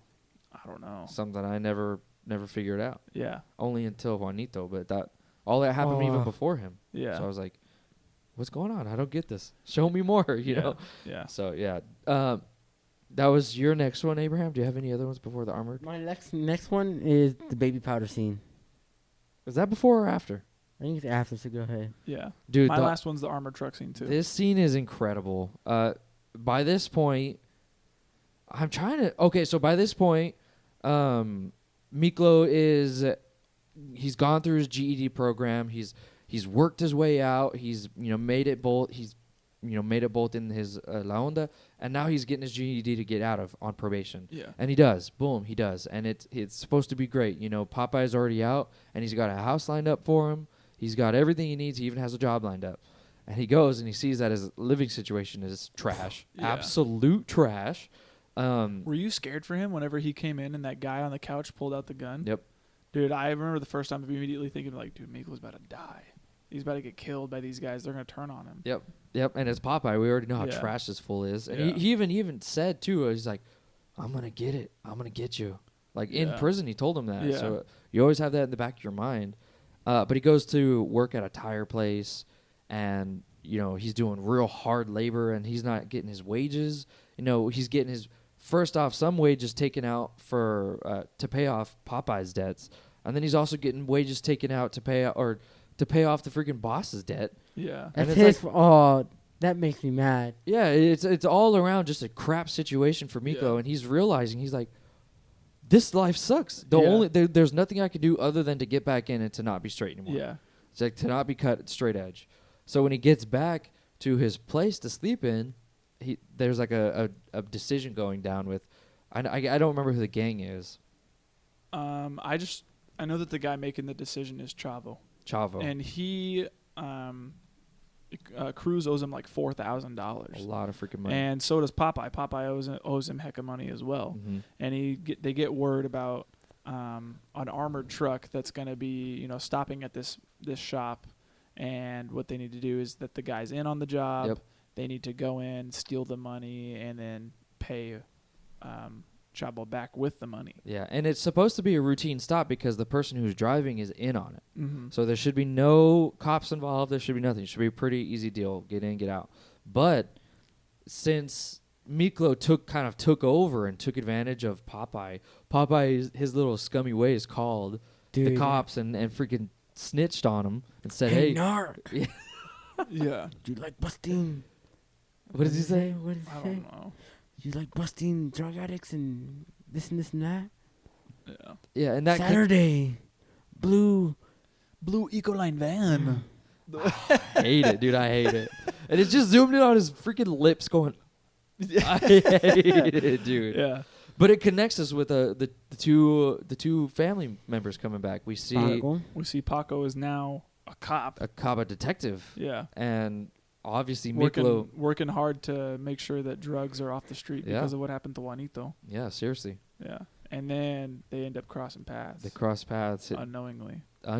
And I really enjoyed this I scene love this too. scene. I feel like this is one of the most iconic ones throughout the film. Yeah. Where they, they're running. People end up getting shot because, and it was supposed to be a job where there was it's supposed to be clean. No there's supposed casualties, to be nothing happening, and people end up getting shot. Miklo ends up running away with a bag of cash. People get separated, and it goes into this search almost where people are hiding. Miklo's hiding from Paco. Paco's trying to find him. And But they don't know who they don't know who's who. They think Paco thinks it's just some random guy. He sees him in the mirror too, and he pulls his 357 out, and he goes, and they don't shoot. Yeah. But he goes, He lifts off his mask and he's like, yeah, "Paco, it's me, Miklo." he goes, what the are you doing? He's like, "What are you doing?" He says, Miklo?" "What are you doing? Give me the gun. Give me the gun. I I'll can get help out of you." here. I can help you." And he's like, "No way." I said, it's not happening. He goes, and you owe me. Yeah. He said, you owe me for this because I saved your life once. Now it's my turn. Yeah. And I hate Paco, honestly. And- Because I was like, I know it's his job. Yeah. But it's this is Nah. your family member. You come Nah. on. I know. It really makes you feel that way because, Miklo isn't really shown in a negative light yet. Yeah. He's still kind of been this really bound by honor character where he's just trying to become stronger together in La Onda. You know what I mean? And that's what he's doing. He's doing just what life gives him. And then we get to see kind of the antagonist, which is Paco. He was in that life, and now he's changed. Yeah. But I don't know. A part of me is like, If you man, were he took a bullet for you. Just let him go this one time. Yeah. He straight up takes his leg off. He takes his freaking he leg didn't off. know though. He didn't know. He didn't know. He And didn't that's the know, thing, but too, is you don't. You could just shoot next to him and say oh crap, he got away. Yeah. They do that in Point Break. Do they? Yeah, where in Point Break, Keanu Reeves' character has a chance to kill Patrick Swayze's character, or at least incapacitate him. But at this point, they're already such good friends They don't. that he Does doesn't. He not? Yeah, he doesn't get the chance to, so he just fires in the air a ton of times. So and you're just saying- goes, That's what I wanted to happen. yeah, So you're saying if you were a cop See, and that's and you see me or Isaiah, just rob a store. it's hard. Nobody he's would down, bruh. Are you It's down? hard, Are you it's down? Are you gonna, hard. and you know it's me or Isaiah. You're gonna I'm not let a it cop. slide. I'm not a cop. I'm letting you guys slide. But that's what I wanted in that situation. Dang. I was like, Honestly, he really saved his life. You really truly do owe him. This is Yeah. your one and only chance to owe him back. And you Yeah. freaking decide to shoot him in the back. I turned Yeah. you guys in. You I was turn like, us in, bruh. Yeah, he's a businessman. What do you expect? My job, dude. Bro, you're filthy. I understand it. Throughout the film, he kind of gets me to understand his point of view. But at the moment, I was like, oh no. I Bro. didn't. I would. I would Nick say. is down, and he doesn't even have socks. I don't even have socks on. What does that say? Oh, dude. Let me go rob a bank right now. But yeah, Yeah, this scene was awesome. It's a great scene. I'm not even gonna say my last favorite scene because it's just so dumb. But Well, that's- now I'm wondering what it is. it's the baby powder scene. Oh, it's a funny one. It's a funny one. It's fine. It ties in because all of this, literally all of it, revolves around the gang wars in the prison. All of it, everything that has to do with all the stuff outside of prison is all because of La Onda and the war that's going on between the BG, the BGA, the BGA and the Aviers. It's all about that. Who would And you rather have, the AVers or the BGA? The BGA. What do you? Well, everyone sucks, but Yeah. everyone sucks, but the Avers are not good. Yeah. I think I'd rather have the BGA or La Onda back me up. Honestly, the Avers are. The Aviators are a bunch of trailer park trash. Yeah. Being like, oh, bring this white bread over here. Ooh. Oh, I hate it. I hate Why don't it. you kiss my enriched Right. white butt. Dude, yeah, it's awful. I only have one other scene though, Let's hear it. and The it's, ending? It's a little bit before that. It's the scene where we learn that Miklo is the one with the fake comb mold. No, it wasn't Miklo. It was. But I it's, thought it's Miklo them too. made I thought it. it was Magic. But it's them too. They both agreed to do it. Miklo, like it was Miklo's plan, and Magic was hiding it. Oh, I never even. That's knew why. that. That's why he said. I thought Magic did it. Esquina. I got your corner. You got my corner. Oh. He said that I was holding this in case you did flip, and I had the proof to show that it was you. Oh wow. And that's I why always thought it was And, he Magic. go- and that, then that, that's what he says. that made the decision. No, it was both of them. That's why they were like Bro, Esquina. Miklo's a schemer, bro. Miklo But he is the was a- one who killed Montana. He's the snake on the La Onda thing. He's a Seriously, snake. yeah. But He's a that's snake, that's when but- he goes. But I want you to destroy it because I know. And then that's when Magic goes. I owe you my life, or like I got you. I for give my life to And you. he calls Yeah. him Jefe. Yeah. And that's when we get left with, oh, Miklo's like the boss. Well, yeah. The metal. He's a metal. Yeah. Yeah. When I saw that, I was like, because like you were saying, Isaiah, Montana has been this wisdom, this guy full of wisdom, and he's really had the true mentality of life. Yes. Where it's like they want us to fight each other in here, the blacks versus the browns. They want us to fight, and that's not what we need to do. We need to be in unity and work together. Yes. And get out of here the right way. And to see Miklo kind of turn for the worst Squander it. and squander it, And then be like, listen, anybody who controls drugs in here has power. it's like all he wants is power, and that's. Yeah. I mean, maybe in the short term will be great and it'll be good, but like in the long term, it's not gonna give you anything. Yeah. Yeah. Just when he pulled that comb mold out, I was like, no. Yeah. And it only makes sense because if you think about the connections that Miklo has now with all the papers Yeah. and the prisons, it is insane. Yeah. Yeah. What did you think about anything when they were talking about Delano? What do you mean? Delano is like an hour away from us. Oh, is it? Yeah. It's near Fresno. It's near Fresno. I did not know that. Yeah. That's wild. Yeah. When they transferred Montana over, they say something about Kern County. Oh, I Well, Yeah. yeah, no, the cop, the CO goes, you may be something in Quentin, but you ain't nothing here in Kern County. Oh, Yeah. wow. And as soon as he said Kern County, I was like, that's close. Like That's like- that's nearby. Yeah. Yeah. But Yeah, it was pretty crazy. cool. That kind of blew my mind. You guys didn't like the ending? I think I don't know. It's not really satisfying. It It kind of is weird. It's a I very think that strange. The It's a ending strange- the ending goes on longer than I think it should, Mhm. and then it does end a bit strange where it almost ends Just like the hopeful. two characters who I don't really care about that much. Yeah, and then it's like it ends weird with like Miklo, like now he's like the leader of La Onda, but how does that supposed to be like satisfying in the end for his character? Mhm. And then also towards the end, like with Cruz and Paco, like I don't know, the ending is strange. I think. Yeah. Yeah, The I had ending a is strange. I had a completely different idea of how the ending was gonna go too, because we get the whole scene of it's weird. It's really weird because after the whole shot your leg and cut it off and all that stuff, he really says like you don't exist to me anymore. Like I'm gonna get you back, and it really becomes a whole feud between Paco and Miklo. And I thought, well, if he's strategic enough to get Montana out to become the head of La Onda, then he's gonna even have an even more strategic plan to get out of prison eventually and get back at Paco. Yeah.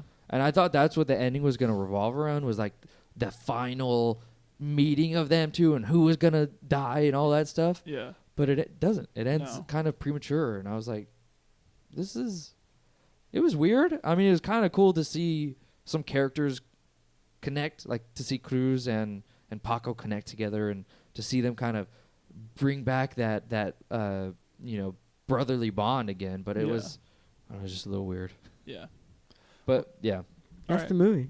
If that's it for favorite scenes, we got any best quotes? I got a couple, yeah. Yeah. This movie's definitely quotable. Oh, dude, we quote it almost daily, I feel like. Yeah. My favorite one, or my first one is, hey, life's a risk, Anan. Life's a risk. Yeah. Iconic. My first one is from Paco as well. And it's whenever Paco and Miklo reunite with one another, and Paco's mom says, like, hey, you're make room for Miklo, he's gonna be staying here, and he says, ain't nobody sharing my bed and TV but a woman. Just pretty funny. Yeah. The not only I was thinking of who was like wise, and it's Montana, but not only that, it's the mom. When we get to see Cruz in the hospital, and Miklo and all them are getting ready to go and fight, and she walks in on them and sees their weapons and all that, and she goes, "What are you guys doing? Who are you fighting? Who are you fighting?" And she ends up saying, "Yourselves." You're killing each other. Yeah, Yeah, you're killing each other. Did you hear what's his name? I think it's Chucky? No. Chewy. Chewy. He goes, we're fighting tres puntos. Yeah. And she goes, no, you're fighting yourselves. You're fighting yourselves. You're fighting your family. Like, And then freaking I think Paco goes on to say, if we do nothing, we are nothing. And I was like, oh crap. Yeah. He's a down fool. So I don't know. I really like that characterization of him. Yeah. I kind of agree with him, though. If you do nothing, we are nothing. But also, if you do something, I'm telling on you. Yeah. This freaking guy. My next one is from Paco, and it says, I'ma squash you like a pinche bug. You are, MFer. Yeah. That one's great. That is a good one. Another one for me is from Montana, and he says, it's a bit of a monologue that he has where he says, everyone who enters the joint thinks they're a man, but to them, you're just a number worth 30 grand a year. Yeah. Mm. So it was really good. I got one from Popeye. Oh my gosh. Hey, Cinderella, go find yourself a fella. I hate it. I hate the way he talks, dude. I hate Yeah. it. Why does he talk like this? I don't know. Very strange delivery. My next one, I can't remember who says it, but someone says, "You ever see an old drug dealer? They don't exist." I was like, Yeah. "That's true. This is such a risky business." Yeah. My last one it's towards the end of the movie, and it's from Cruz.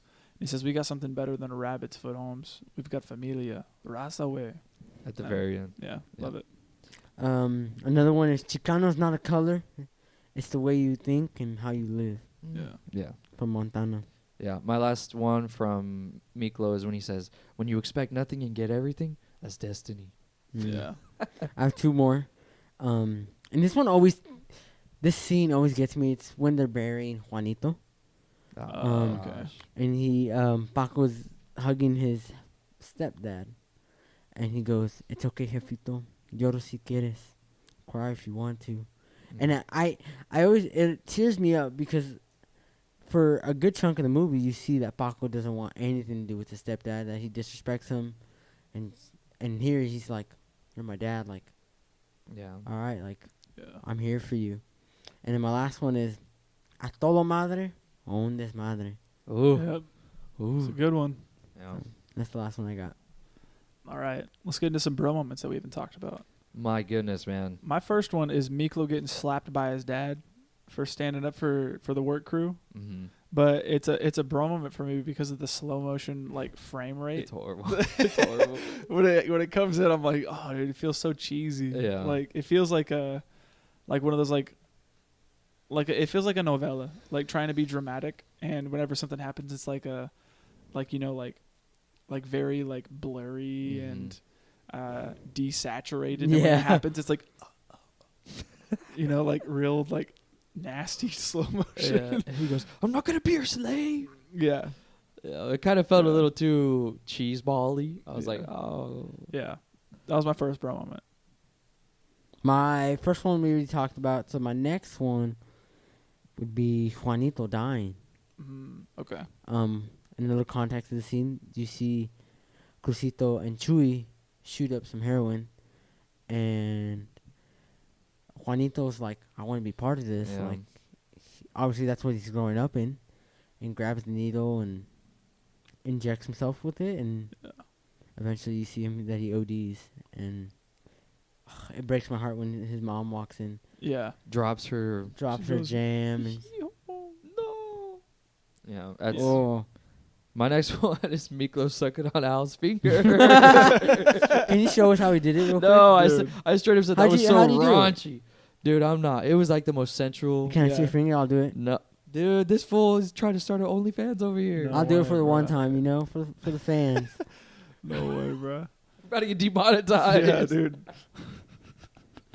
But yeah, when I saw that, I was like, this fool is really doing the most to. Yeah. to Hey, It makes me anything to not, uncomfortable. It anything to does. not get caught though. Yeah. It does, man. It makes me Aw. uncomfortable. He's a down fool. He is a downfall. Yeah. I have another one too. It's a little earlier, and it's seeing Tuco Salamanca Seriously. and Ernie from the George Lopez show in this Tuco. movie. And it's pretty funny too that the guy that plays Chewie goes on to play somebody who is in a show that is very heavily revolved around drugs. He's the same character. Exact same character. Yeah, exactly. And when anytime I think of Tuco Salamanca, I think of how crazy. tight. It's Yeah. tight. Yeah, think of how crazy he is, and like that one episode of Breaking Bad where he like beats that guy to death Yep. and like has the blood on his knuckles, and he just goes, "Look!" like that's just who he is as a person Yeah. to me. He plays that role perfectly. Yeah. Another bro moment for me is whenever we talked about a couple of these actually. Finding out that Paco is a cop. Yeah, that was a big bro moment. Like The we whole- see him, the like his whole whole setup. setup. Like he's got like the long hair, the Yeah, beard. Yep. He's smoking, and my immediate thought the first time I watched was, "Oh, this guy's throwing his life away like freaking like Cruz." Yep. Me too. I thought that exact same thing. I was like, this guy is taking so many turns for such weird turns. Yeah. And that's why the whole scene is a bro moment to me, where he goes to that drug dealer's place and he's like, "Here's 1G. I got 9 more out there waiting," and she brings out all the what I don't even know what those are. PCP. PCP. Oh, it is like they're Yeah, laced with. PCP, like either soaked or laced joints or They're something. either something, but yeah. Oh, they're trying to do a threesome and they touch his gun. Yeah. And then they straight up they pull his shirt Shirt up, up. and that's when you see he's wearing a wire. Yep. And that's where the big reveal is. They're like, "Oh, he's a cop." And he throws the table. It ends up being the That's one shootout. part, Yeah. dude. Dude, It's so wait. slow mo. Yeah, but the old lady's gun. No, that's a real it's gun. It's a four. That's a real four gun. chamber? Have you four seen that? chambers. It was insane. I don't I know saw what it's that. called, I was like, but what it's a kind of real gun. Hellboy. You know, Hellboy's always got that massive cannon. I saw that. I was like, Yeah. what the heck is this? It's a real gun. It's a 4-chamber, 4. it's a type of 357 Magnum. Does it Okay. shoot all 4 at the same time? I don't know. Or is it just like 1, 2, 3, 4, I reload? don't know. Yeah, it's a real gun. It's weird. It's Never seen it's- anything like it. It it's- looks fake. It seems like a little mini rocket launcher. Yeah. It's called a COP .357 D-Ringer. Okay. Interesting. Wow, I like that one. It's a freaking. It looks like musket. it's a musket with 4 musket barrels. with 4 barrels, dude. Blunderbuss. Dude, Yeah. imagine she pulls that out. She's gonna say, "Shiver me timbers." Yeah. Bro, You got me shackles. this one has This is like some Men this in one Black. has 10. That's Men in Black That's type funny. weaponry. But yeah, it's a real gun. Okay. My next bro moment is seeing Miklo's boss blame his debts on him. Oh, Yes. dude, that And he's like, pisses "Oh, me let's off. call the cops and see Yeah, who they're see gonna who they believe, a con- convict or me. Yeah. It was I rough. freaking hated that. Yeah. My next bro moment, and it makes me sad actually, is when Paco goes to see Cruz for the first time. And him getting kind of like disowned. And no, does he get disowned? Oh no, I'm thinking of when Cruz goes to the burial. The funeral. That's Yeah, that's what I'm funeral. thinking of. No, I'm talking about when he goes and then Cruz cuts out Juanito's Oh, face. that's freaking. Oh. He says, "Well, you gosh. don't want my painting? Fine." He cuts him out. He's all, "Here, take it." Because Yeah. it's, I mean, what Paco tells him, it's true. He goes, you don't have the right to use your brother's death that you caused as an excuse to mess up your life even more. Yeah. And I was like, dang. Yeah. But it's true. Yeah. You caused that death. That whole altercation is rough. rough. My last bro moment here is this is a funny one. Really supposed to be. Whenever Miklo gets back in prison and he's got his stump. They take his and foot off? And the AVers take his leg off and you see him kicking his stump around. Yeah. I was laughing way too hard. And then they throw it like a football. freaking They make him crawl back. I now know if I ever get a stump not to go, knock on wood, I don't have to. Nothing happens to me. I'm never going around you if I ever get a stump. Freaking chug it like a football, dude. Dude, it was funny, dude. Yeah. My last bro moment is lighting one of the AV ears on fire. Yeah, that was Oh, crazy. Yeah, it was satisfying. It was. Honestly, I seeing was good. How much of a trash bag that guy is, Yeah. and then seeing him, honestly, Die. it sounds horrible. Seeing him burn, I was Yeah. just kind of like, "That's what you get, bro." That's what you get. Yeah. What I was gonna ask you guys, how that whole montage of Dia de los Muertos, when you see all of it was both All the the death, La Onda and the BG, just killing everybody. yeah, killing everybody. But then you freaking see Bonafide get killed. Yeah. That to me was Stabbed through the thing. Oh, dude. that to me blew my mind. Yeah. I didn't understand the whole plot of, because there was some strategy going on with Miklo. Yeah. He had strategy, and he never let us onto it. Yeah. But the real strategy was to combine to kill all of the AVers and and then then flip. right away flip and kill them all. Yeah. So they are the head honchos, and I was like, Yeah. when Smart. I saw them all get turned on, I was like, this is Insane. dirty. Oh, I hated it. It was dirty. Yeah. That's it for bro. That's it for bro me. moments. Me as well. Okay. Let's get into some facts. Yeah, let me hit you with the budget, and unfortunately, it hurts me to say. To make this movie, it took $35 million to make this movie. Okay. Opening weekend, it made $1 million. Gross for U.S. and Canada, 4.4, and gross for worldwide only made 4.4 as well. Oh, Wow. worldwide did do nothing. It's the Yeah. same as it's the same amount as gross in U.S. and Canada. So I'm only thinking they only showed That's it a over problem. here. Yeah. Man, it got hit with the whole Edge of Tomorrow, Live, Die, Repeat. Yeah. jaunt. Yeah. And I have something actually in regards to the release of this movie, which may have led to its box office failure. Yeah. So I had read a lot that this movie was stuck in like production hell, and it was produced by the studio called Hollywood Pictures, which is owned by Disney. So Disney is like low-key associated with Blood In, Blood Out, which is kind of insane, but also Disney owns everything. So No surprise there. yeah. But Disney at the time was finding it harder and harder to kind of like be associated with a movie when at the time in 93 a lot of riots were happening in LA due to Rodney King's death, and also like a lot of controversy behind gangster rap and NWA and all this Bro. stuff happening all at the same time in LA was making for like pretty heated times. And so whenever the movie was originally screened and shown in trailers, it was titled Blood In, Blood Out. However, because of all the stuff that I just mentioned before, the name got changed and then was released as Bound by Honor. Mm. So that led a ton of fans to basically have no idea that they were even the same film because of the name change. And then that also would lead to it flopping in the box office. After almost a year later, the movie gained a huge following and then was re-released under the name Blood In, Blood Out, Bound by Honor. Mm. And that led to like its whole resurgence and being as culturally relevant as it was. Yeah, that's crazy. The whole, I think, just the title, Yeah. changing of the title is can cause that much significance. Yeah. And budget is crazy. Yeah. I had a fact that talks about some of the cut stuff from the film. I was surprised. I only put it in because, this film already seems insanely massive with characters like crazy and all that stuff. But so when I read this fact, I was like, they really wanted to add one more? This is crazy. A whole subplot involving Paco's girlfriend or wife, her name would be Alma, was played by Roxanne Dawson, was cut from the film. Some scenes featuring her appear in the trailer, which I Wow. thought was crazy. I was like, well, they really had a whole, like, even more for Paco. Yeah. It's like, jeez. Yeah. Actually, in regards to that, I have a fact here that the original version of the film was over 5 hours long, which is insane. And that during the editing process, they decided to cut the 5 hour long movie into 3 movies. And it was originally decided that they were going to do like this trilogy series. Part 1 would end with Paco shooting Miklo.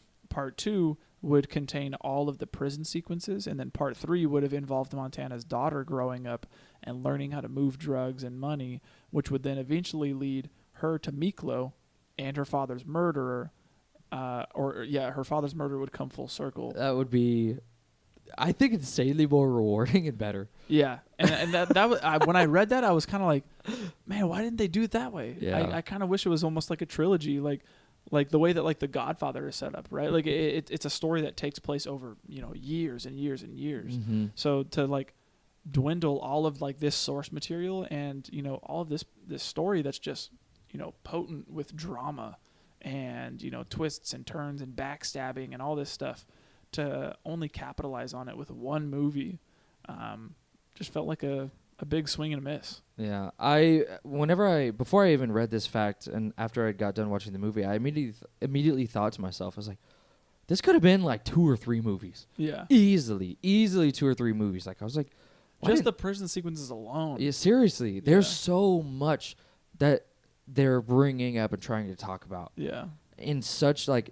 We say 3 hours, but honestly, 3 hours isn't even that long. Like it wasn't long enough. Yeah, it definitely wasn't long enough to definitely hit all the points that they would try to bring up and to hit them with impact and not just be like, oh, we're gonna bring it up and then move on. Yeah, it's more like it. You need to have all that time. Yeah, which I'm glad it wasn't 5 hours, but I could see a 2 movie or 3 movie thing really working in his favor here. Yeah.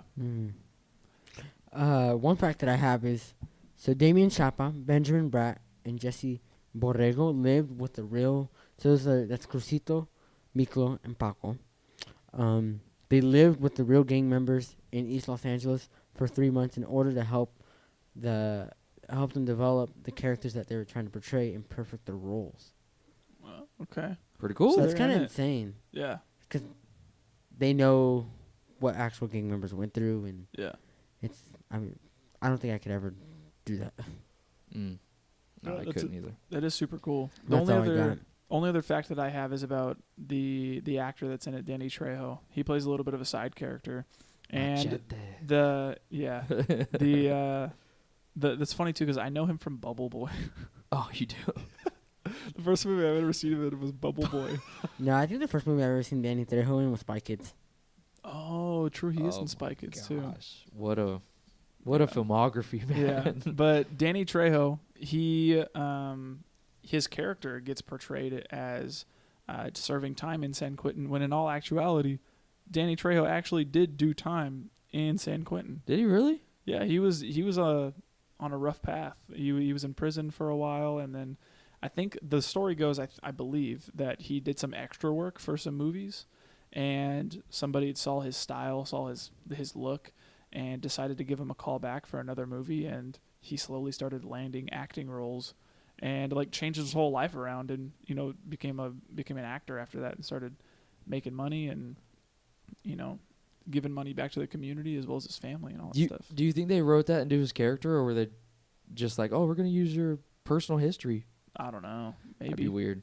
But yeah, I definitely have so much respect for Danny Trejo. I do too. You know what? He's such a wholesome guy, yeah. And I want to meet him. I want to meet him and just be like, dude, as much as you don't know me, you've been a part of my childhood, like whether you know it or not. And people probably say that all the time, but yeah, I like him.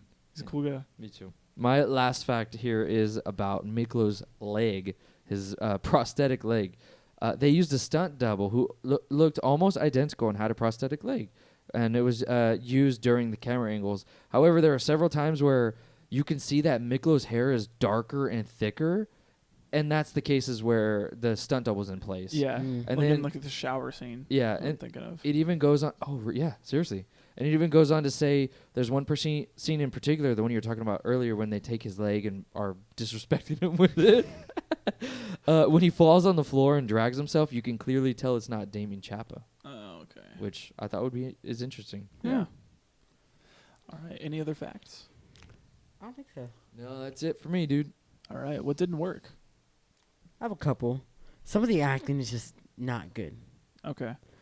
It's maybe it worked in that time, but watching it now, 2022, it's just not it. It's just doesn't hit as it should. Okay.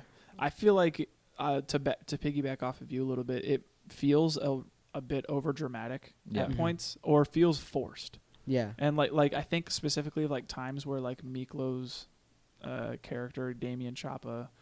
He, when he's like, I'm brown to the bone. Like, it's like, are you? Like I don't know if I believe you. I think or he like, said it best earlier. It's like you're watching a novela. Yeah, and like I immediately what made me think of that was whenever Juanito's funeral is happening, and the dad comes up to Cruz, and he says like, "You're dead to me. You're dead to me like Juanito." And the way he said it, I was just like, he's trying hard to sell it, and it didn't feel genuine. It felt like I was watching a novella. It felt like I was watching Days of Our Lives. Yeah. So yeah. I don't know. I was just gonna say this movie. I think it's too much movie. Yeah. I don't think it needs to be as long as it is. I agree, but the quality in this movie. Yeah, and that's the thing too, is like I think Nick hit it on the head where like it has so much content and it tries to pack so much into its 3-hour runtime that I almost think like the movie may suffer from like word vomit. Seriously. Almost. Yeah. Like it can't get out what it wants to say fast enough, so it says all this stuff, all this content, but it doesn't unpack a ton of it as well as it could. Yeah. And I wish that they would. Like I really wish that like the movie would dive into like more of the like socioeconomic like toils that Chicano people go through, and the stigma that gets associated with people who grow up in East Los.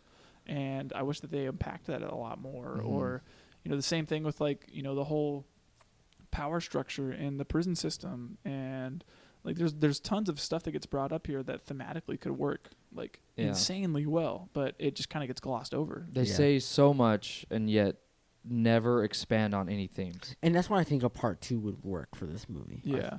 Yeah, I think it could be great. I mean, they would instead of 3 hours of 10 hours worth of content, they could space that out and really dive deep on.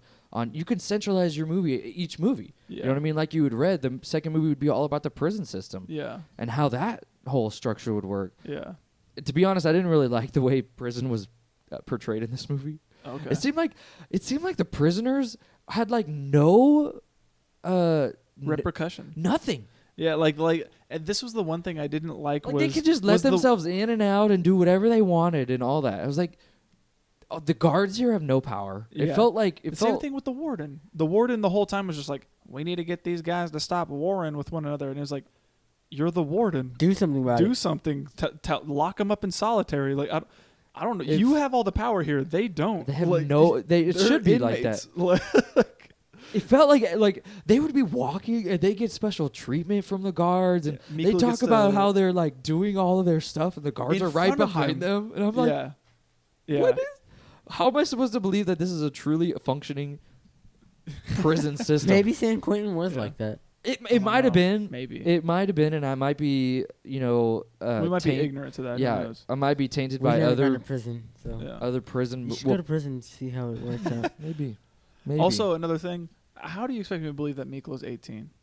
Miklo is 24 at least. Yeah, like whenever he's shown, when I showed it, and he's built different, dude. He's stanced. He's stanced up. Mm-hmm. And whenever his mom is like, "You're gonna be 18," I was like, "That guy's 26." You say bull crap. Yeah.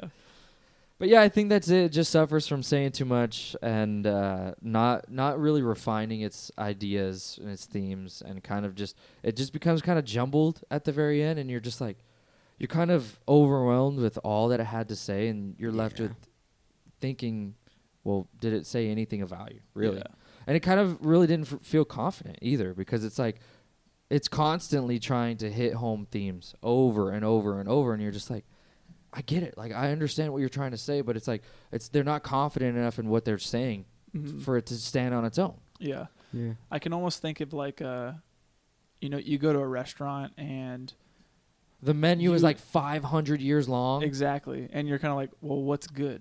If you have all this stuff, how do I know that any of it's good? Yeah. Or you go to a restaurant where it's like, In and Out, and there's 3 options, and they're like specialized in a few things. You're going to get some fire out of these 3 things versus, going to some other shop where it's like, we got tacos, burritos, hamburgers, hot dogs, pizza, shrimp, Like going to bars, cuisine. Yeah, like doing all this stuff, and you're kind of like, all right, but there's nothing. That's of almost like value. going to a buffet. Yeah, Yeah, and when you go to a buffet, you don't expect quality. You just expect Bro, quantity. I yeah. can get whatever I want. Exactly. Just getting pizza from a buffet. Give me churro. Yeah, I know. yeah. It's sad to say that is truly what it reminds me of. It's just saying way too much, and it really needs to be refined or broken up. Yeah. The only other thing I would say that doesn't work for me is there's a lot of like post-production audio used. Yeah, you were talking about that. You can tell that either like whenever the lines were filmed that maybe the mics were just too quiet, or like maybe wind was coming through or something, so they had to re-record a lot of stuff. And like there's some times where like the audio isn't synced up. Yep. So like Miklo will say something and be like, "I do what I want." And it's like it's like will and it's like, oh, that's just weird, you know, like there's a lot of points through that, and it happens like I said, like throughout the movie, and I noticed it a little bit there. All right, yeah. Anything else? I don't think so. Okay. No, I think everything else was pretty good. Well, battery died on the Battery camera. died. Enjoy the black screen on YouTube. It's a long movie. What can we Yeah. say? Well, what did work for this movie? There's a lot that worked for me. That I will always continue to love this movie. Okay. And for that, I want to say that this movie is, I think, in my opinion, is really rewatchable. Okay. I think it does have rewatchability. I don't know how much I'll rewatch it personally, but I do think that it does have rewatchability. There are definitely parts that I would want to return to, Oh yeah. like The Rumble? like watching all of the moments like up until Miklo gets in prison. Like that Yeah. feels insanely rewatchable. All of the moments whenever Miklo is trying to get into La Onda, insanely rewatchable. Yeah. Like there I feel like there are like bits and pieces of this movie, or at least big chunks of them, that are all insanely rewatchable. Yeah, for sure. I also think this movie, the writing. I like the writing a lot. I think the writing works in some areas. Yes. Definitely. And the reason why I say that is because we talk about it so often, and it's so quotable on certain parts of the movie, that I feel like if you were to go up to someone and be like, "Bro, Vatos Locos forever," and they're like, you never know, expect them, and you can just expect them to say forever, Yeah. like things like that. Yeah. I really enjoyed the performances with the three protagonists, with Paco, Cruz, and Miklo. I really liked their bond at the beginning, and I liked where their stories went. Honestly, I really, truly wasn't expecting anything about it. Yeah. But they all really had something unique to say about society and about the themes of the movie, which I thought was really interesting, and I did like the performances. Yeah. Miklo especially, I think he kind of carries a lot of it, because who would you consider as the protagonist? I would say he's the lead for sure. I would say he's the yeah. lead for sure. I would agree with that. Yeah. Anything else for what did work? I love the music in this. Okay. Like the music that was written for the movie, or the music that's used? Both. Okay. I just like it.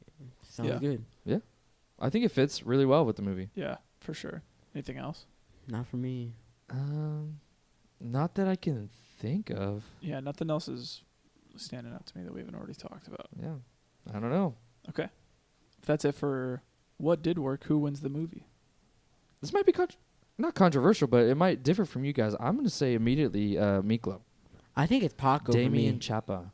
Yeah, Benjamin Bratt plays Paco. I think he Paco wins kills for it. me. Really? Yeah. Yeah. Okay. I think I gravitate more towards Paco's character and like him a lot more. Okay, this might be a good question going into themes, but what do you think that he was supposed to be like the highlight, or this is what you should aspire to be in the movie? The The morally moral- good character. Yeah, It's supposed to be Paco. I would think so. Yeah, because he's the only one that turned out to be He's do any good Yeah. with his life. Yeah. Well, I mean, Miklo's doing pretty good. He's the head of a Laonda in prison. That ain't good. But he's making his life. Yeah. Yeah, he's making his life, but he's doing all the wrong choices with it. Yeah, but he's the only one bound by honor. He's the only, literally blood in, blood out only refers to him. Yeah. It only refers to Miklo. He's the only one that truly did say Vatos Locos forever too. Forever, seriously. until the Vato said no more, like until they did him dirty and shot his freaking leg off. Yeah. So I don't know. I wanted to know what you guys thought about like what this movie is trying to portray or to show. I had only written down in the theme section that this movie just has tons of themes with like fate and like what your destiny is. And I think that line that Miklo says where like you had it in your best quotes. You expect nothing and get everything. That's destiny. And I think that is just a huge signifier for what the movie is. Mm-hmm. I think that's really it, other than like, the stereotypical, because this is a Chicano movie, familia. Yeah. Instead of family. Instead of family.